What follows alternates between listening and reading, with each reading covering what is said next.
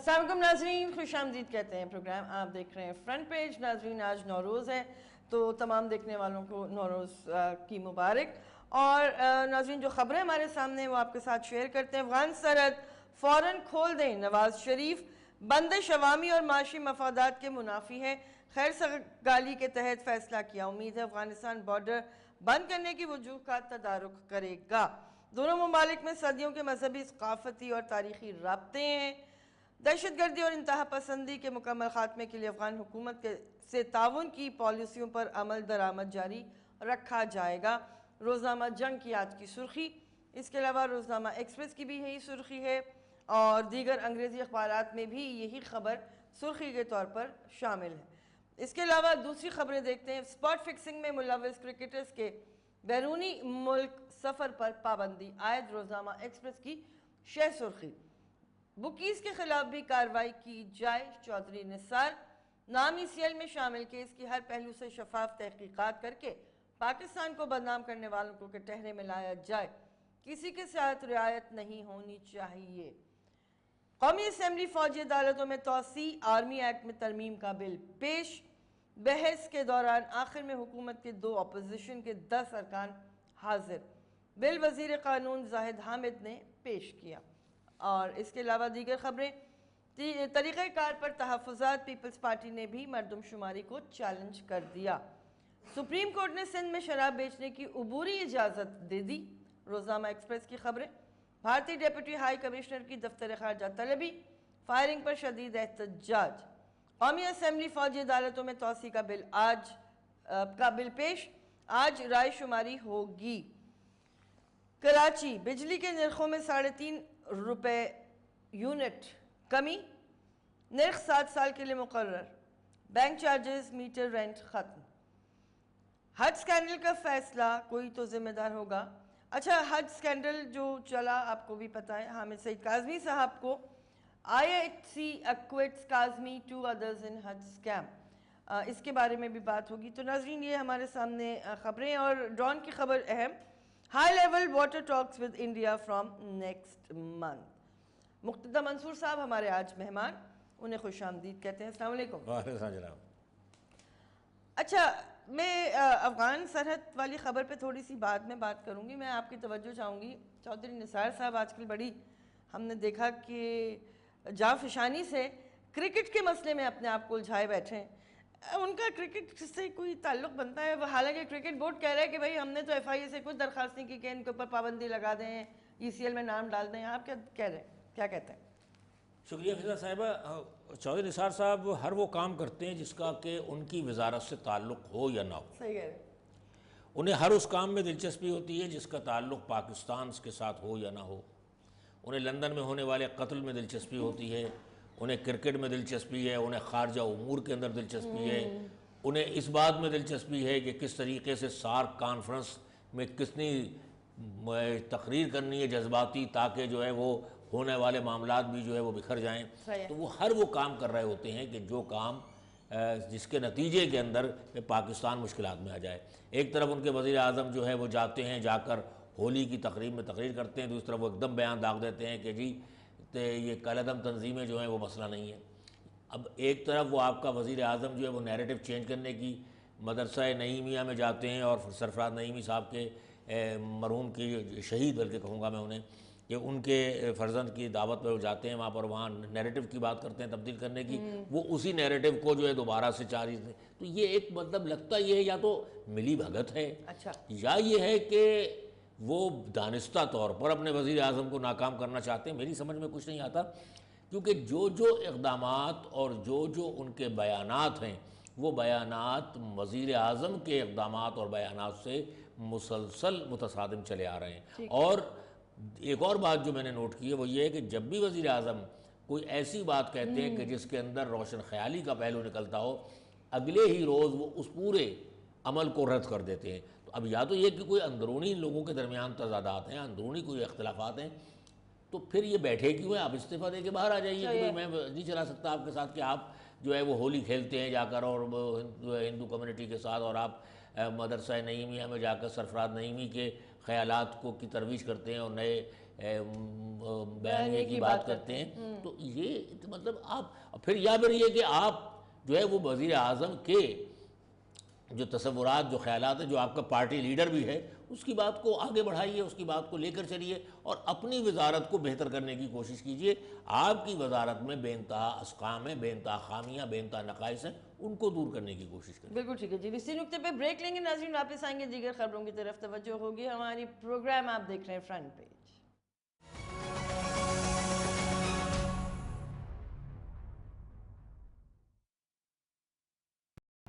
ناظرین خوش آمدید کہتے ہیں، پروگرام آپ دیکھ رہے ہیں فرنٹ پیج۔ اب اس خبر کی بات کرتے ہیں جس میں افغان بارڈر کھولنے کی بات ہو رہی ہے۔ مقتدیٰ منصور صاحب، یہ واقعہ 7 کے بعد بند کر دیا گیا افغان بارڈر، سب کو معلوم ہے 2600 کلومیٹر یہ پورا علاقہ، 55,000 لوگ کہتے ہیں کہ اس سے متاثر ہوئے۔ اب کہا گیا کہ لنڈن میں کچھ مذاکرات کے بعد یہ بات سامنے آئی کہ بارڈر کھولنا چاہیے، کیونکہ افغانستان لینڈ لاکڈ ہے، سب کو معلوم ہے، اور وہاں پہ یہ کہا جا رہا تھا کہ پاکستان سے بارڈر بند ہونے کے بعد اندرونی طور پر مسائل کا سامنا کرنا پڑ رہا ہے، قیمتیں بڑھ رہی ہیں، اس کے علاوہ ظاہر ہے کہ وہ لینڈ لاکڈ ہونے کی وجہ سے اس کا رائٹ بھی ہے کہ اس کو اس طرح سے کارڈن آف نہ کیا جائے۔ آپ کیا فرمائیں؟ فضا صاحبہ، گزشتہ 5000 برس سے افغانستان اور یہ آپ کا جو خطہ جسے پاکستان اب ہے 70 برس سے، یہ راستہ تجارت کا ایک بہت بڑا ذریعہ ہوا کرتا تھا، اور وہاں سے پورے ہندوستان 5000 سال سے لوگ آتے اور جاتے تھے۔ یعنی یہ ایک طرح کا نیچرل ہے، اور درہ خیبر وہ واحد ایک راستہ تھا کہ جس سے لوگ گزر کے آتے تھے۔ پھر یہ کہ آپ کا جو پختون قوم ہے وہ سرحد کے دونوں طرف میں موجود ہے، ان کے مفادات ہیں۔ تیسرا پہلو یہ ہے کہ جو آپ نے جس کی طرف اشارہ کیا کہ اقوام متحدہ کے اصولوں کے مطابق لینڈ لاک کنٹری کو جو ہے اس کی تجارت کی سہولیات دینی ہے۔ جس طریقے سے بات آؤں گا پانی پر بھی، کہ جس طرح سے لوور ریپیرین ملک کا حق پانی پر زیادہ ہوتا ہے، نیچرل واٹر، نیچرل ریسورسز پر جو ہندوستان بات کر رہا ہے وہ بکواس ہے کہ جی ہم روکیں گے پانی، بوند بوند پانی روکیں گے، جو مودی نے کہا تھا۔ اصل میں جو لوور ریپیرین ہے اس کا حق آپ نہیں روک سکتے، یعنی پانی۔ اسی طرح تجارت کے اندر آپ کسی بھی ملک کو جو کہ لینڈ لاک ہے، آپ اس کے سمندری بندرگاہوں تک رسائی کا راستہ نہیں روک سکتے، اس کا راستہ حق ہے۔ تیسری بات یہ ہے کہ جیسا کہ میں نے کہا کہ 5000 سال کی تاریخ ہے، آج بھی ایک بہت بڑا ذریعہ۔ میں آپ کو بتاؤں کہ یہ کوئی 10-12 سال پرانی بات ہے، میری افغان لوگوں سے کچھ بات ہو رہی تھی جو بڑے دانشور ٹائپ تھے۔ ان کا کہنا یہ تھا کہ یار قیام پاکستان سے ہمیں جو ہے وہ نہیں ہے، لیکن ہمیں سب سے بڑا نقصان یہ پہنچا ہے کہ جو ہمارا زمینی راستے تھے وہ آپ کے اور ہندوستان کے جو اختلافات کی وجہ سے ہمارا راستہ رک گیا۔ ہم تو بمبئی اور کلکتہ تک جایا کرتے تھے، ہم کا سامان یہاں سے لے کر خشک میوہ جات اور یہ، اور واپسی میں وہاں سے گرم مسالے اور دیگر چیزیں لے کر آیا کرتے تھے۔ تو یہ ہمارا 5000 سال کا ایک بڑا مضبوط روٹ تھا، جس کو کہ ایک باقاعدہ شکل دی تھی شیر شاہ سوری نے، ایک سڑک بنا کر کلکتہ تک۔ تو عرض کرنے کا مطلب یہ ہے کہ یہ ایک بہت اہم ٹریڈ روٹ تھا، جس کو کہ اچانک ہمارے یہاں پرابلم کیا ہے فضا صاحبہ، کہ ہم مشاورت کے عادی نہیں ہیں۔ کوئی بھی ایک دم ہم احکام جاری کر دیتے ہیں اور پھر اس کے یہ نہیں دیکھتے کہ ریپرکشنز کیا ہوں گے، اس کے کیا کیا نکلنا چاہیے کہ نقصانات نکلیں گے، کیا اس کے ہمیں جو ہے اس کے انجام بھگتنا پڑے گا، اور پھر ہم اسے واپس لیتے ہیں۔ وہ جو اردو کا محاورہ ہے، بہت غلط محاورہ ہے کہ تھوک کر چاٹنا، یہ جو صورتحال ہے۔ اب آپ کو نقصان، ہمیں 21 ارب ڈالر ماہانہ کا نقصان تقریباً ہوتا ہے۔ یہ تجارت ایک بہت بڑی تجارت ہے جو کہ ہو رہی ہے وہاں سے، اور پھر ان کے آنے جانے میں ٹیرف کی شکل میں جو ہمیں رقوم ملتی ہیں، وہ اس کا مسئلہ بھی ہے۔ تو اس وقت جو دنیا جس جگہ پر جا رہی ہے وہ ایک طرح سے اکنامک جو وہ ڈیسائیڈ کر رہی ہے۔ دیکھیے دنیا میں کبھی نظریات ڈیسائیڈ کیا کرتے تھے سیاست کے ڈائمنشنز کو، سیاست کے خد و خال کو۔ آج کی دنیا میں معیشت جو ہے وہ فیصلہ کن اس کا کردار ہے آپ کی سیاست یا بین الاقوامی تعلقات کو سیٹل کرنے میں۔ اب معاملہ یہ ہے کہ آپ میاں نواز شریف صاحب کا یہ اقدام صحیح ہے کہ وہ سڑکیں اور یہ بنا کر، لیکن ریلوے ٹریک بھی ضروری ہے کہ وہ مختلف جہاں جہاں نہیں ہے وہاں ڈال کر، تو یہ جو اس خطے کے اندر اور جو آبسٹیکلز ہیں انہیں دور کرنے کی کوشش کرنی چاہیے کہ ہمیں ہندوستان کے ساتھ بھی تجارت، ہماری ایران کے ساتھ بھی تجارت ہو، ہماری افغانستان، اور پھر افغانستان سے اوپر وسط ایشیا تک ہو۔ تو یہ جب یہ ایونیوز کھلیں گے یہ راستے کھلیں گے تو ہماری اپنی معیشت کے اوپر بہت مثبت اثرات پڑتے ہیں۔ بالکل ٹھیک ہے جی، السلام علیکم۔ وعلیکم السلام۔ جناب میں یہ کہہ رہا ہوں کہ ہمارے ہاں کرپشن کا یہ حال ہو گیا ہے کہ اتنے بڑے بڑے سکینڈل جو سامنے آئے، جن کی تحقیقات ایف آئی اے نے کی، سب کچھ کی، اور ان کے ملزمان کو رہا کر دیا جاتا ہے، بڑے افسوس کا مقام ہے۔ ہمارے ملک کا حال کیا ہوگا؟ دوسری چیز یہ کہ ہم نے یہ جو افغان بارڈر کھولنے کی بات کی ہے، آخر اس کی کیا وجوہات ہیں؟ آپ کا ملک اتنا بے بس ہو گیا ہے، آپ کے سربراہان اتنے بے بس ہو گئے ہیں کہ آپ کے ملک میں دہشت گردیاں ہوتی ہیں، اسلحے کے ذخیرے مل رہے ہیں۔ ٹھیک ہے جی، آپ کے اس سوال کا جواب دیں گے، لیکن بریک لیں گے، واپس آئیں گے۔ پروگرام آپ دیکھ رہے ہیں فرنٹ پیج۔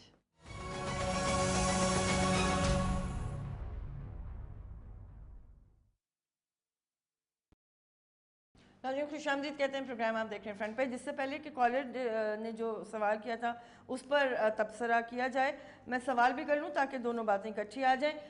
مقتدی منصور صاحب، یہ کہا جا رہا ہے کہ اپریل کی تاریخ ہوگی 10، 11، 12 اور 13، جب یہ ریزیوم کیے جائیں گے سیکٹری لیول مذاکرات۔ پاکستان کی جانب سے جو اعتراضات کشن گنگا اور رتل یا ریٹل ہائیڈرو پاور پہ آئے ہیں، کہا جا رہا ہے کہ وہ ورلڈ بینک نے اس پہ جو اعتراضات تھے پاکستان کے وہ قبول کرتے ہوئے آربیٹریشن کا فیصلہ کیا، اور دیگر معاملات بھی ہیں۔ تو یہ بھی کہا جا رہا ہے کہ یہ کمپوزٹ ڈائلاگ کا آغاز تو شاید نہ ہو، لیکن بہرحال جو اس وقت جمود طاری تھا، مذاکرات میں تعطل تھا، وہ خاصی حد تک ٹوٹے گا۔ آپ کیا فرماتے ہیں؟ فضا صاحبہ دیکھیے، دو تین چیزوں کو ہمیں ذہن میں رکھنا چاہیے۔ پہلی بات تو یہ کہ جس وقت یہ 1960 میں جواہر لال نہرو اور ایوب خان نے دستخط کیے تھے، جو سندھ طاس معاہدے کے نام سے مشہور ہے، اس میں ان چیزوں کو ٹیکنیکل بنیادوں پر اور اس کے مستقبل کو دیکھنے کی کوشش نہیں کی گئی تھی، اور ان میں بہت سارے اسقام تھے اور ان کو اس وقت صرف نظر کیا گیا تھا۔ پہلی بات یہ کہ ایوب خان کو بہت اجلت تھی کہ کسی طریقے سے میں تربیلا ڈیم اور منگلا ڈیم وغیرہ بنا سکوں، جس کے لیے کہ انہیں ورلڈ بینک سے جو ہے امداد کی ضرورت تھی۔ اچھا، یہ بھی ایک طے شدہ ہے اور دنیا اس بات پر متفق ہو گئی ہے کہ کچے ڈیم جو ہیں وہ کوئی زیادہ سود مند نہیں ہوتے اور زیادہ دیر پا بھی نہیں ہوتے، کیونکہ ہمارا تربیلا ڈیم ایک کچا ڈیم ہے۔ اب معاملہ یہ تھا کہ اس میں یہ ڈیسائیڈ ہوا تھا، یہ میں تھوڑی سی اس لیے میں کر رہا ہوں ایکسرسائز کو دہرا رہا ہوں کہ لوگوں کی سمجھ میں بھی آ جائے، کہ 6 دریا ہیں کل جو پنجاب کی سرزمین سے، لیکن یہ جو دریائے سندھ ہے یہ اس کو شامل نہیں کیا جاتا۔ ان میں سے 3 دریا ایسے ہیں کہ جن میں بیاس اور ستلج، وہ زیادہ حصہ اس کا ہندوستان میں ہوتا ہے، لیکن 4 دریا جو ہیں ان وہ زیادہ تر پاکستان میں سے گزر کر جاتے ہیں۔ ان میں ایک راوی ہے، ایک چناب ہے، اور ایک جو ہے وہ آپ کا جھیلم ہے۔ اب معاملہ یہ تھا کہ یہ سارے دریا ملتے تھے، اور یہ ایک 1900 پاکستان بننے کے فوراً بعد، تقسیم ہند کے فوراً بعد بھی یہ پانی کا قضیہ آیا تھا، لیکن اور اس وقت 1 مہینے 1.5 مہینے بند رہا تھا، جس کی وجہ سے لاہور میں پانی کی شدید قلت ہو گئی تھی، پاک پتن تک وغیرہ کے علاقوں میں۔ اب اس کے اوپر جب یہ معاہدہ ہوا تو یہ ڈیسائیڈ ہوا تھا کہ پاکستان جو ہے وہ اپنے لیے ان 3 دریاؤں کے متبادل ایک ریزروائرز بنائے گا، جو 10 سال کی مہلت دی گئی تھی۔ 60 کا مطلب ہے کہ 70 میں جانے تھے، 70 تک پاکستان کو بنانے تھے، پاکستان نے وہ ریزروائر نہیں بنائے۔ ایک بات۔ دوسری بات یہ ہے کہ ہندوستان کو جو اجازت دی گئی تھی اس میں اعتراض اٹھانا چاہیے تھا کہ جب 3 دریا آپ ہندوستان کو دے رہے ہیں تو پھر ان 3 باقی دریاؤں کے پانی میں اس کا حق نہیں۔ کہا گیا کہ زراعت کے حوالے سے، زراعت اس میں لکھا ہوا ہے ایگریکلچر کی بنیاد پر ہندوستان پانی خرچ کر سکتا ہے، اب اس میں کتنے کیوسک کر سکتا ہے یہ بھی مینشن نہیں ہے معاہدے کے اندر، جو میں نے دیکھا ہے معاہدہ۔ اب سوال یہاں یہ پیدا ہوتا ہے کہ وہ جب کشن گنگا دراصل دریائے نیلم کو ہندوستان کی سائڈ میں کہا جاتا ہے، جو دریائے جھیلم میں گرتا ہے اور دریائے جھیلم کا پانی میں آتا ہے۔ اسی طرح بلگریہار ڈیم کا معاملہ ہے۔ سوال یہ تھا کہ یہ جب چیزیں اٹھ رہی تھیں، یہ جب سوال آ رہے تھے سامنے، تو اس کے اوپر ڈائلاگ کی کوشش کیوں نہیں کی گئی، سنجیدہ کیوں نہیں کوشش کی گئی؟ اور ایک صاحب ہوا کرتے تھے، کیا نام تھا ان کا، جماعت علی شاہ صاحب، وہ جب عالمی عدالت میں گئے تو اتنا کمزور کیس ڈاکومنٹ لے کے نہیں گئے کہ کیس ہار گئے، جبکہ پاکستان کا کیس انتہائی مضبوط بنتا ہے اس حوالے سے کہ جی اس میں ڈیسائیڈ، کیونکہ ہندوستان نے کیا کہا، ہندوستان نے کہا کہ ہم تو جتنا کیوسک چھوڑنا چاہیے تھا چھوڑ لیں، لیکن پاکستان ایک بڑی عجیب بات یہ ہے کہ ہم پتہ نہیں کیوں غیر سنجیدہ ہیں بہت سے معاملات میں، ہم نے وہ انسٹرومنٹ نہیں لگائے۔ آج دنیا میں ہر چیز کے انسٹرومنٹ موجود ہیں، ہر چیز کی آپ پیمائش کر سکتے ہیں۔ جب آپ آنے والے دنوں کے मौसम के बारे में आप मालूमात कर सकते हैं, तो आप ये नहीं कर सकते इंस्ट्रूमेंट लगा करके कितने क्यूसिक पानी इन हो रहा है हमारे हिस्से के अंदर, तो वो आपने वो तमाम आलात नहीं लगाए, जिसकी वजह से आपने कहा कि जी हमारा पूरा नहीं है। उन्होंने कहा जी आप बताइए, हम तो ये हमारे पास ये रिकॉर्ड है। अब उनके पास तो रिकॉर्ड मौजूद है, आपके पास रिकॉर्ड मौजूद नहीं है कि जी हमारे पास कितना पानी आया। तो ये तमाम चीज़ों पर तवज्जो नहीं दी गई। उसकी वजह क्या है कि हमारे यहाँ जो मामलात हैं वो बादशाहाना अंदाज़ तर्ज है कि जी फैसला हो गया एक तरफ से बस, लेकिन यहाँ पर जो मुख्तलिफ महकमों को जो पावर का डेवोल्यूशन है, पावर की डिस्ट्रीब्यूशन है, वो नहीं है, जिसकी वजह से इदारे जो है प्रॉपरली काम नहीं कर पा रहे। ठीक है जी, कॉलर भी है। अस्सलाम वालेकुम। वालेकुम सलाम, कैसी हैं फिजा? जी अल्लाह का शुक्र, बिल्कुल खैरियत। मुख्तरम मंसूर सर की खूबी ये है कि इन पे तारीख पे भी और जोग्राफिया पे दोनों पे नजर रहती है, तो इनका तजिया बड़ा बेहतरीन होता है। मेरा सवाल ये मुख्तरम मंसूर साहब, बात ये है कि आपने बड़ी एक क्लियर बात बताई कि हमारे सरों पे ये बनाते रहे, भारत करता रहा, चाहे वो मुशर्रफ का दौर हो, कोई भी दौर हो, उन्होंने उस वक्त तवज्जो नहीं दी और इंतहाई डिफेंसिव रहे। और इसी तरह अफगानिस्तान का जो मामला चल रहा है, तो ये देखें अफगानिस्तान तो बहुत डिपेंडेंट है पाकिस्तान पे, यहाँ अगर इनकी तरसील रोक दी जाए तो बड़ी तकलीफ में आ जाएंगे। सवाल ये कि मैं ये नहीं कह रहा कि बंद कर दें, मेरा क्वेश्चन ये है मंसूर साहब, जब हम अपनी टर्म्स एंड कंडीशन पे उनको क्यों नहीं तैयार करते, जबकि वो हमारे बहुत डिपेंडेंट है। हम हमेशा डिफेंसिव हो जाते हैं, 2 दिन के लिए हम बंद करते हैं, फिर वो वहाँ पे बपकी मारते तो आप खौफ के मारे फिर खोल देते हैं। सवाल ये है कि ये इतनी पावर रखने के बाद, इतनी रिसोर्सेज रखने के बाद हम क्यों डिफेंसिव हो जाते हैं? ठीक है, थैंक यू सो मच। ये भी आपने वही सवाल किया जो खिदवाई साहब ने भी किया था। देखिए फिर मैं वही बात कहूँगा, देखिए आपको इंटरनेशनल कवानीन को तस्लीम करना पड़ेगा फिजा साहिबा, कि दोनों कॉलर ने जो बात की है, मसला ये है कि ये जो मामलात हैं, ये मामलात इतने जो है वो आसान नहीं है, इतने सादा नहीं है। जब आप एक आलमी बरादरी के अंदर रहते हैं और आलमी बरादरी के मामलात के साथ आप जुड़े हुए हैं, तो आपको उन चीज़ों को भी मद्देनज़र, और हमें फ़ैसला करते वक्त जो है बहुत सारे पहलुओं को सामने रखने की ज़रूरत है। अब हो क्या रहा है कि हम एक फ़ैसला करते हैं, ना उसके अंदर हम वजारत ख़ारजा से मशावरत करते हैं, ना वजारत ख़जाना से करते हैं, ना वजारत तिजारत से करते हैं। नतीजा क्या निकलता है कि जो हमारे फ़ैसले होते हैं वो इंतहाई गैर ज़िम्मेदाराना हो जाते हैं, और फिर हमें वो विड्रॉ करना पड़ते हैं, जो मैंने कहा ना कि थूक के चाटना पड़ता है, जिसकी वजह से फिर क्या होता है कि हमारे इदारों का, हमारी रियासत का, रियासत की जो हुक्मरान तबकात हैं उनका एतबार अवाम पर से भी उठता है, और आलमी सतह पर भी हमें रुसवाई का सामना करना पड़ता है कि जी ये कैसे लोग हैं कि ये एक जो है दूरंदेशी का फ़ैसला तक नहीं कर पाते, इनके अंदर इतनी भी अहलियत नहीं है कि ये चीज़ों को समझ सकें कि कल उसके क्या रिपरकशंस होंगे, क्या उसके असरात मुरतब होंगे। तो ये तमाम चीज़ें जो है ना, और मुझे हैरत होती है कि 70 बरस तो एक बड़ा एक स्लाइस होता है कि कम से कम कौमें, लोग सीख जाते हैं, कौमों को सीखने की ज़रूरत होती है, ठीक है, लेकिन इसके अंदर जो आपने तलखियों से गुजरे, तजर्बात से गुजरे, 23वें बरस में मुल्क टूट गया आपका, आप उसके बाद भी आपने कुछ सीखा नहीं। आपके जो ताल्लुकात की जो हालात हैं इस वक्त, आपने यानी उन ममालिक को भी नाराज़ कर लिया कि जो आपके इंतहाई दोस्त होते थे, ईरान के साथ आपके ताल्लुकात नहीं है आपके। तो इस वक्त मामला ये कि फिर एक मुल्क पर आप रिलाय करते हैं, पहले अमेरिका पर रिलाय करके आप दुनिया से लड़ रहे, अब चाइना पर आपने जो कंधे पर बंदूक रख दी है उसने, तो उसके बाद आप दुनिया भर से भाई दुनिया में जो है रहने के लिए किसी एक पे नहीं रहा। बिल्कुल सही जी। अस्सलाम वालेकुम। मोहतरमा, बात ये है कि अगर डैम नहीं बनाए, कालाबाग डैम या बेशुमार दूसरे, और हिंदुस्तान ने सैकड़ों बना लिए, तो ये नेग्लिजेंस जो है, इसको हम पास की गलती नहीं कह सकते, ये क्रिमिनल एक्ट है, क्रिमिनल नेग्लिजेंस। ये गद्दारी मुल्क से आज तक होती रही है, और यही गद्दारी आज तक चल रही है। हम आलाकार बने हुए दूसरों के सर्व कर रहे हैं, दूसरों के लिए हम गाइड, उनको आज कालाबाग डैम अगर हिंदुस्तान आके बना दे तो ये विलिंग है, ये बनवा देंगे, बिजली भी कहेंगे आप ले जाए। बात ये, हमने अपने इंटरेस्ट सर्व नहीं किए, या कारोबारी लोग जब हुकूमत करेंगे, बादशाह साहब यहाँ हुकूमत करेंगे, तो उनके अपने इंटरेस्ट जो है आगे हैं। सही कह रहे हैं जमाल मुस्तफा साहब। ब्रेक लेंगे, वापस आएंगे, आपकी जो बात है उसको मजीद और भी देखते हैं कि इसमें क्या नया एंगल निकल सकता है। वापस आते हैं जी ब्रेक के बाद। प्रोग्राम आप देख रहे हैं फ्रंट पेज।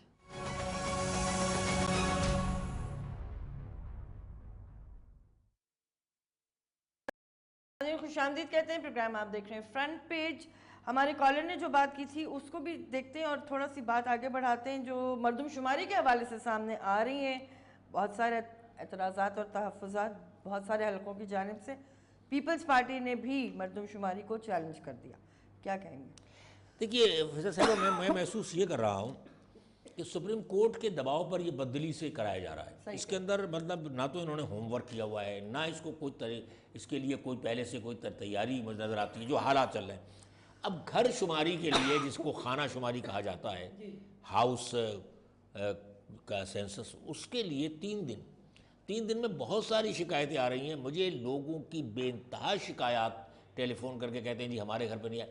خود میرے گھر پر رات کو 10:30 بجے، اچھا، کہ جس وقت بجلی نہیں تھی صحیح، اور جنریٹر چل رہا تھا، آواز میں پوچھ رہا ہوں دروازے پہ، کوئی گھنٹی نہیں بج رہی تھی کیونکہ وہ بیل جو ہے بجلی کے ساتھ تھی، تو وہ اب وہ نہ اس کے ساتھ کیمرہ چل رہا تھا کہ مجھے پتہ چل جائے کہ میں جھانک کو. تو میں نے دیکھا تو مجھے ایک نال بندوق کی نظر آئی. پھر میں نے بڑا غور سے دیکھا تو ایک جگہ کے فوجی کھڑا ہے. تو پھر میں نے دروازہ کھولا، پوچھا کیا بات ہے، تو انہوں نے بتایا کہ جی وہ ہم آئے. تو رات 10:30 بجے، مطلب کوئی وہ نہیں ہے. پھر میرے ہی محلے کے اندر 3-4 اور گھر ایسے ہیں جن کے اوپر نشان نہیں لگا، مکان نمبر نہیں لگا. پھر کہا انہوں نے آئیں گے، نہ انہوں نے کوئی فارم دیا مجھے کہ بھئی آپ بھر کے رکھ لیجئے گا. تو یہ اس ٹائپ کی جو چیزیں ہوئی ہیں اس سے یہ اندازہ ہو رہا ہے کہ یہ انتہائی بدلی سے ہو رہا ہے. ویسے بھی گھر شماری کم از کم 1 ہفتہ تو لگنا چاہیے تھا، اس کے اندر تمام چیزیں آنی چاہیے تھی. اب اس میں آئیں گے آبجیکشن. اب آبجیکشن شروع ہو گئے ہیں. دیکھیے سب سے پہلے تو بلوچستان سے ایک آبجیکشن اٹھا کہ جو بلوچوں نے اور پختونوں کے حوالے سے، کیونکہ وہاں آبادی کا تناسب ڈسٹرب ہو رہا ہے اور ایک ڈیموگرافی چینج ہونے کا خطرہ ہے. دوسرا جو بہت اعتراض ہے وہ ہے آپ کا پختونخوا میں، کہ جہاں افغان باشندوں کی وجہ سے ہے. تیسرا سندھ کے اندر جو بہت تیزی کے ساتھ آبادی بڑھی ہے، اس کے حوالے سے بہت زیادہ ہے سندھ کی ڈیموگرافی چینج ہونے کے خطرات ہیں. اور سب سے بڑی بات یہ ہے کہ یہ جس انداز میں ہو رہا ہے اس میں بہت سارے سقم ہیں، بہت سارے اسقام ہیں. ابھی جسٹس وجیہ الدین صاحب جو کہ تحریک انصاف میں ہوا کرتے تھے اور سپریم کورٹ کے جج رہے ہیں، نکل کر آ گئے، انہوں نے اپنی اب جماعت بنائی ہے. انہوں نے ان کا ایک تو پٹیشن ہے جو انہوں نے سپریم کورٹ میں جمع کرائی ہے، اور دوسرا ان کا ایک خط ہے جو انہوں نے فائنانس منسٹر کو لکھا ہے. کیونکہ سندھ کے چیف منسٹر نے کہا تھا کہ جی ہر جو اس کا بلاک ہے اس کے مردم شماری ہونے کے بعد اناؤنس کیا جائے. تو انہوں نے کہا کہ نہیں. اور انہوں نے یہ الزام لگایا ہے کہ یہ جو سندھ گورنمنٹ ہے، انہوں نے الزام لگایا، میں نہیں لگا رہا ہوں، کہ یہ پیورلی خالصتاً جو ہے یہ رولر بیسڈ ہے، لہٰذا یہ جو ہے اس کے اندر اب تبدیلی. سندھ گورنمنٹ کو یہ ہے کہ دیہی علاقوں کی آبادی جو ہے وہ کم ظاہر ہوگی، اور دیہی علاقوں میں 2010 اور 2011 کے سیلاب کے بعد جو ہے وہ بہت ساری آبادی جو ہے ڈسپلیسڈ ہوئی ہے، لہٰذا جو ہے نہیں ہوگی. اب یہ ایک نیا تضاد اربن اور رولر کا شروع ہو رہا ہے. ایک خدشہ یہ بھی ہے کہ رولر آبادی کم ہوگی اور اربن بڑھ جائے گی، اس سے بھی ایک تضاد آ رہا ہے.